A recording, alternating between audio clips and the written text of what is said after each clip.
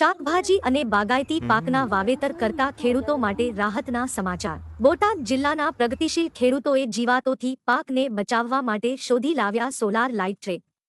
Solar trap અથવા light trap દ્વારા પાકને જીવાતોથી બચાવવા માટે ખેડૂતો માટે આ બિનભૌતિક પદ્ધતિઓ ખૂબ ઉપયોગી છે। કૃષિ વૈજ્ઞાનિકો દ્વારા ખેડૂતોને આ તકનીકનો ઉપયોગ કરીને પાકને વિવિધ હાનિકારક જીવાતોનું નિયંત્રણ કરવા માટે સલાહ આપવામાં આવે છે। સોલાર ટ્રેપ મુખ્યત્વે રાત્રે ઉડતી જીવાતો માટે વપરાય છે। રાત્રિના સમયે પ્રકાશ પિંજર તરફ આકર્ષાયેલી જીવાતો સોલાર ટ્રેપ નીચે પાણી ભરેલા ટબ અથવા જાળીમાં ફસાઈ જાય છે, જેને દરરોજ બહાર કાઢીને નાશ કરવામાં આવે છે। તે પાકમાં જીવાતોના નિરીક્ષણ માટેનું મુખ્ય સાધન છે। પાકમાં આર્થિક નુકસાન પહોંચાડનારા જીવાતોના પ્રકોપને જાણવાનું અને તેના નિયંત્રણમાં રાખવા એક સહાયક સાધન છે। સોલાર ટ્રેપનો ઉપયોગ વિવિધ પાકમાં કરી શકાય છે।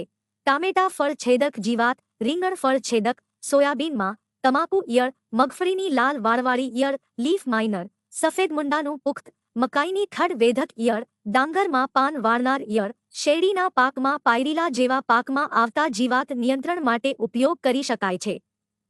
આ પદ્ધતિ ખૂબ જ અસરકારક તેમજ પ્રદૂષણરહિત છે, એટલે કે આ પદ્ધતિ બિન ખર્ચાળ અને સરળતાથી અપનાવી શકાય છે।